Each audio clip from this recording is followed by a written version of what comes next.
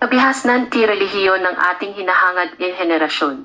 Kapag ang planetang Mars ay dumating sa ikatlong orbit, ito ay magiging bagong daigdig. Sa pamamagitan ng pagiging mas malapit sa araw, na may tumaas na enerhiya dahil sa kanilang pagiging malapit sa araw, ang lahat ng mga organismo sa bagong daigdig na iyon ay mag-evolve ng isang hakbang na mas mataas. Ang mga organismo na nagsisimula sa buhay ng maaga ay magiging mas gwapo sa pisikal at mas maganda ng mas maaga. Yaong mga nagsisimula sa buhay sa ibang pagkakataon ay magiging hindi gaanong umunlad sa mga tuntunin ng pisikal na anyo. Gayunpaman, sa pagtanggap at pagsunod sa katotohanan, kahit sino ay maaaring maging mas advanced, anuman ang kanilang pisikal na anyo. Ang pagdurusa ang magiging tanging at pinakamahusay na guro para sa kanilang lahat. Matapos dumaan sa maraming pagdurusa kabilang ang ilang pagkamatay at muling pagsilang, naabot nila ang panahon ng mataas na teknolohiya. Ang kanilang paglalakbay na nagsimula mula sa Plutonian orbit, nakasakay sa likod ng kanilang inang planeta, umuusad kasama ang kanyang hakbang-hakbang, umusbong sa bawat hakbang niya at pagdating sa ikatlong orbit ay binantayan at pinoprotektahan ng inang planeta. Ngunit pagkarating nila sa bahay ng lupa ay magsisimula silang maghanap sa Diyos. Titingnan nila ang mga ebidensyang matatagpuan sa kanilang planeta at pag-aaralan ang mga banal na kasulatan para makahanap ng mga sagot na may kaugnayan sa buhay at sa Diyos. Makakakuha sila ng pangunahing impormasyon tungkol sa ebolusyon sa pamamagitan ng pag-aaral ng mga kalansay at fossil ng hayop at tao. Kasabay nito, batay sa mga banal na kasulatan, ilang mga relihiyon na may magkakaibang paniniwala tungkol sa paglikha at Diyos ay itatatag ng mga taong santo. Ang ilan sa mga relihiyon ay sasalungat sa siyentipikong teorya ng ebolusyon. Sa panahong ito, ang pagkain, proteksyon sa sarili at pangangalaga sa sarili ang magiging prioridad para sa kanilang lahat. Papatayin ng mga hayop ang mga tao at papatayin ng mga tao ang mga hayop pati na rin ang mga tao. Sa matinding pakikibaka upang protektahan ang kanilang sarili mula sa iba, sila ay mapapagod sa kalaunan. Magsisimula silang mag-isip tungkol sa kahulugan ng buhay at magsisimulang maghanap sa Diyos, ang lumikha sa kanila. Ang kamatayan ang magiging pinakamapanghamong dilema para sa kanilang lahat. Kapag napaharap sila sa pagkamatay ng isang mahal sa buhay, maraming mga tanong na pumupukaw sa pag-iisip, kasama na ang mga tanong tungkol sa Diyos, ang papasok sa kanilang isipan. Sa proseso ng pagpatay para sa pagkain at proteksyon sa sarili, magsisimula silang mag-ipon ng parami para sa kanilang mga pangunahing pangangailangan at para sa mga pangangailangan ng kanilang mga susunod na henerasyon. Sa kalaunan, ang walang katapusang pagnanasang ito ay magiging kasakiman. Malinaw kapag ang iba ay mangolekta ng higit pa at ang iba ay magdurusa. Ito ay sa puntong ito ng oras na sila ay magsisimulang bumuo ng mga patakaran at regulasyon. Magkakaroon ng mga hari at mga pinuno na magiging mas matalino kaysa sa karaniwan. Ang mga karaniwang tao ay makikinig sa anumang sasabihin ng hari at susundin nila ang utos ng pinuno. Sila ay titigil sa pag-aagaw at pag-aagawan sa isa't isa at susunod sa mga batas ng kaharian na may takot na mabigat na parusahan dahil sa paglabag sa mga batas. Ang lahat ng mga bansa ay magkakaroon ng kanilang sariling mga batas. Ngunit, patuloy silang lalaban sa kanilang sarili at sa ibang mga bansa. Magkakaroon ng walang katapusang at walang tigil na labanan. Habang naglalaban ay patuloy nilang iniisip ang lumikha ng mundo at nagtataka kung nasaan siya. Ang pag-aaway at pag-aaway ay magiging natural na bahagi ng kanilang buhay. Simula nang mag-isip sila, mag-aaway na sila. Lalaban sila sa paglipas ng mga siglo. Mamamatay sila sa mga digmaan at isisilang muli ng ilang beses. Ang mga away ng magkapatid, mag-asawa, nayon at nayon, mga hari at publiko, mga hari sa ibang mga hari ay magpapatuloy sa mundong iyon. Patuloy silang lalaban sa isa't isa para patunayan na tama sila. Sila ay puno ng ego. Habang dumaraan sa matinding pakikibaka, matututo silang manalangin sa Diyos at maunawaan na maliligtas lamang sila ng isang lumikha sa kanila. Sa pag-unlad ng wika, marami sa kanila ang magsisimulang maniwala sa sangkatauhan. Sisimulan ng mga banal na turuan ang mga tao na huwag mag-ipon ng labis o higit pa sa kanilang mga pangangailangan. Tuturuan nila sila na kumilos ng maayos at sumunod sa mga prinsipyo ng moralidad habang isinasaisip ang kamatayan at ang Diyos. Tuturuan din nila ang mga ito kung paanong mamuhay ng maayos at gampanan ang kanilang mga obligasyon sa kanilang asawa, anak, magulang, lipunan at bansa. Marami ang matututong maniwala sa mga epekto ng mabuting karma at maunawaan na ang Diyos ay masaya sa mabuting karma. Malalaman nila na ang tanging landas para maalis ang lahat ng uri ng pagdurusa sa buhay na ito ay ang pasayahin ang Diyos. Ang mga boses mula sa kanilang panloob na sarili ay patuloy na nagbibigay inspirasyon sa kanila. Ang ilan sa mga taong may takot sa Diyos ay magiging napakabuti na ang kanilang buhay ay magbibigay inspirasyon sa iba na gumawa ng mabuting karma. May iba pa na mag-aasa ng masama na sisindak sa lahat. Gayunpaman, silang lahat ay maniniwala sa Diyos at o sa kanilang relihiyon. Sa paglipas ng panahon, makakahanap sila ng mga mahiwagang lugar sa kanilang planeta, tulad ng nakita natin sa Machu Picchu sa ating planeta. Imposibleng malaman nila kung kailan at sino ang nagtayo sa kanila. Sisikapin nilang tingnan ang kasaysayan para matuto pa tungkol sa kanilang mga ninuno na nabuhay noong panahon ng tagapagligtas. Ang ilang mga kakaibang tao ay mag-aangkin na sila ang nakakaalam ng lahat, kasama ang Diyos. Kasama ang kanilang mga tagasunod, gagawa sila ng sarili nilang filosofiya sa buhay. Sa paglipas ng panahon, babaguhin ng mga santo at pinuno ang konsepto ng relihiyon habang pinapanatili ang pinakamatandang pangunahing mga turo ng mga banal na kasulatan. Kapag natuto silang bumasa at sumulat, magsusulat lamang sila ng mga kwento tungkol sa Diyos at mga panalangin. Pupurihin nila ang Diyos para sa kaloob ng pagsulat na ipinagkaloob niya sa kanila. Magkakaroon sila ng malaking paggalang sa Diyos at magiging lubhang may takot sa Diyos. Sa mahabang panahon, hindi man lang nila bigkasin ang pangalan ng Diyos dahil sa takot sa galit ng Diyos sa kanila. Kapag hindi sila sumang-ayon sa ilang issue at hindi nila kayang lutasin, ipaubayan nila ang desisyon sa mga kamay ng Diyos dahil mamahalin nila ang Diyos at magkakaroon ng buong pananampalataya at pagtitiwala sa kanyang paghatol. Matututo silang magsulat sa mga dahon at bato at gumuhit ng mga larawan kung ano ang iniisip nila kung ano ang hitsura ng Diyos. Karamihan sa mga manunulat ay magiging mga santo. Hindi tatanggapin ng mga santo ang katotohanang hindi nila alam ang tungkol sa Diyos, ngunit patuloy silang isusulat kung ano man ang nasa isip nila. Ang mga pinuno ay hihikayat at magbibigay ng mga pasilidad sa mga manunulat upang sila ay patuloy na magsulat at ang ilang mga tao ay magbibigay pa nga ng komportableng pamumuhay at pinansyal na benepisyo sa kanila. Ang ilang mga santo ay maaaring magsulat ng mga nakakatawang kwento tungkol sa Diyos. Sa panahong iyon, maniniwala sila na ang kanilang earth ay patag na parang isang plato na matatagpuan sa gitna ng universo at lahat ng iba pang mga bituin, kabilang ang araw at buwan, ay umiikot sa kanilang paligid habang ang kanilang earth ay nakatayo. Kapag lumitaw ang tanong kung ano ang sinasakyan ng daigdig, hindi sila amin ng kamangmangan ngunit lilikha ng maraming kwentong gawa-gawa. Makakahanap sila ng mga aklat tungkol kay Krishna, Jesus at sa tagapagligtas. Ngunit kulang sila sa kaalaman tungkol sa buhay sa ibang mga planeta dahil ang katotohanan ito ay may hahayag lamang ng isang tunay na mensahero. Wala silang ideya kung kailan at sino ang sumulat ng mga banal na kasulatan o kung sino o paano sila dinala sa planetang iyon. Sa paglipas ng panahon, magsisimula silang magtayo ng mga bahay, mag-aalaga ng baka at iba pang hayop. Magsisimula silang magtatag ng mga negosyo, nayon, lipunan at mga relasyon upang hubugin ang mga karaniwang tuntunin ng sangkatauhan.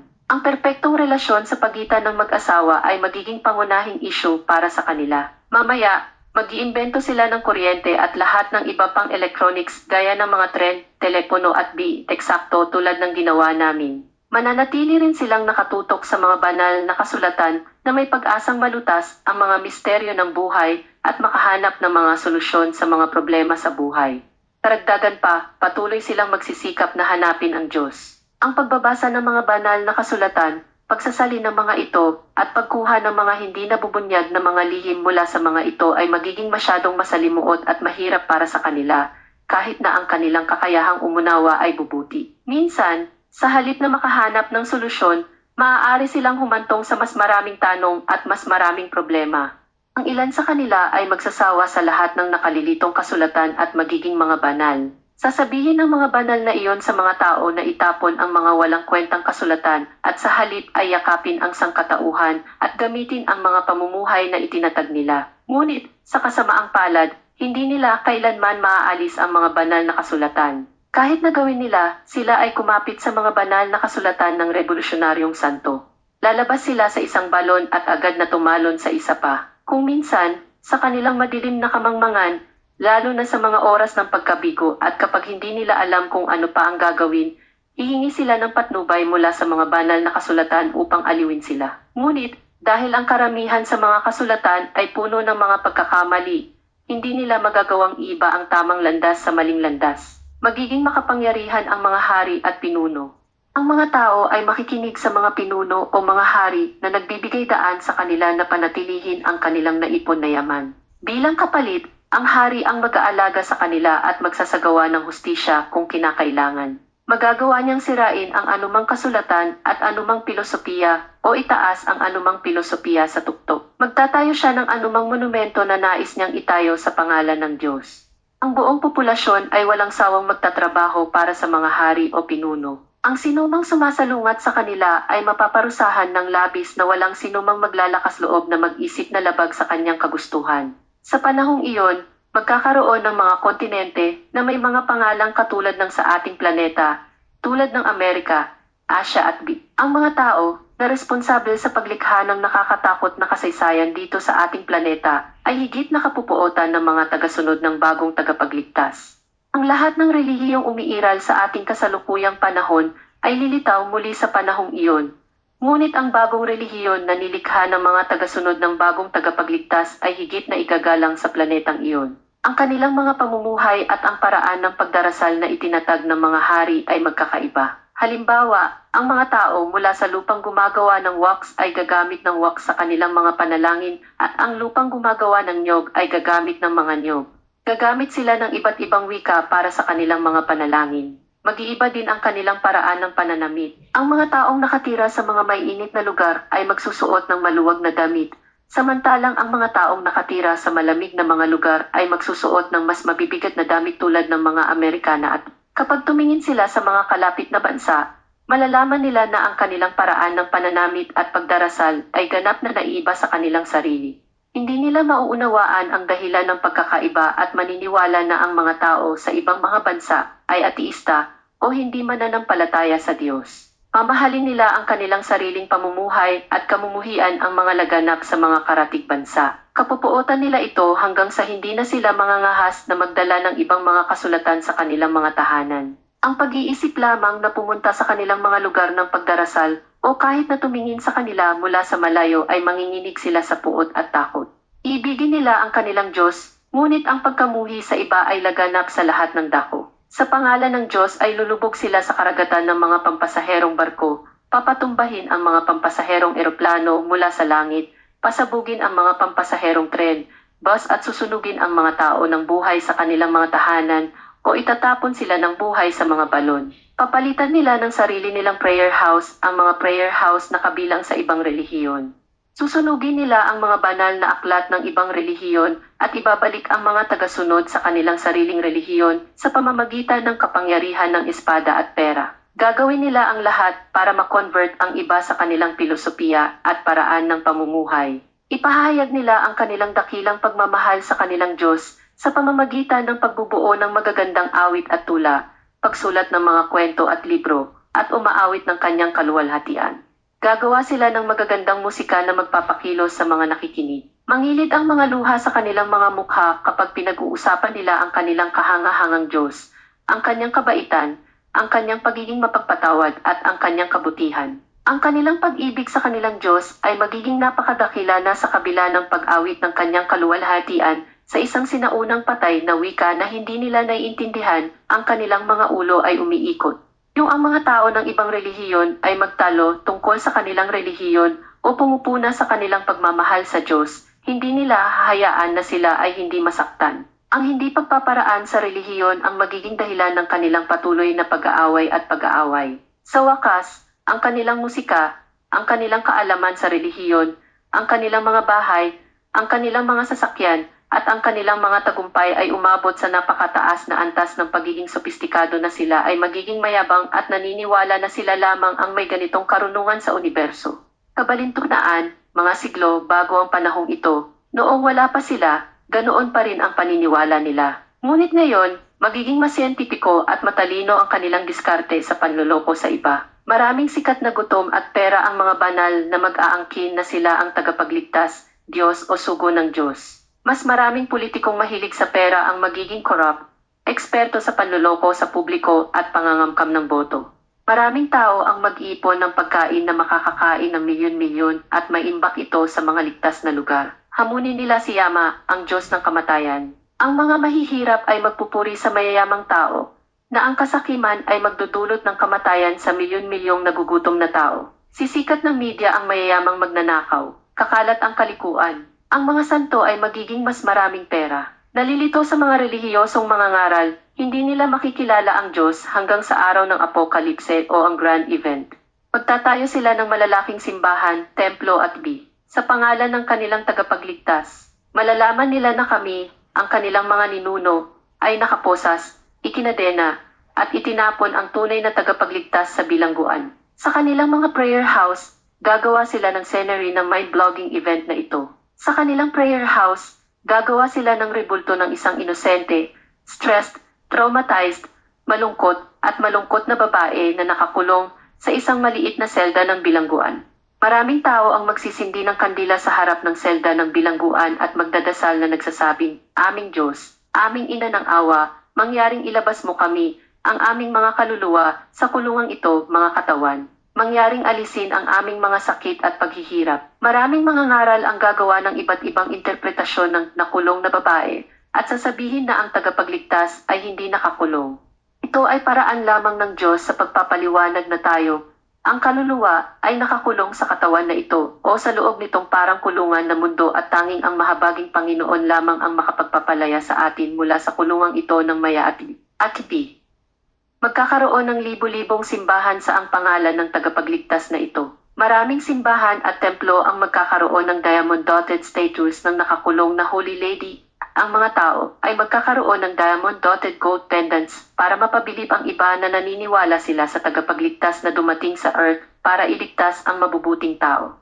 Maraming mga templo ang magpapalipad ng mga bandera na may larawan ng nakakulong na Holy Lady. Kamumuhian nila ang mga tao ng ibang relihiyon na nanlait at nagpakulong sa Holy Lady. Magsusulat sila ng maraming magagandang bagay tungkol sa kanilang sariling relihiyon at maraming masamang bagay tungkol sa mga Orthodox na relihiyon na nabigong kilalanin ang banal na ginang. Magkakaroon ng ilang mga holocausts at bigmaan sa pangalan ng tagapagligtas na ito. Malalaman nila na habang nasa kulungan, ang tagapagligtas ay dumanas ng napakaraming pisikal at mental na trauma na hindi may hahambing sa anumang sakit sa lupa. Malalaman nila na ang ating tagapagligtas ay napahiya at ang mga tao ay nagsabi ng maraming marumi at masamang bagay tungkol sa kanya tulad ng isang peking Diyos, peking Mesyas, impostor at iba pa. Malalaman nila na ang ating mundo ay may napakaraming impostor.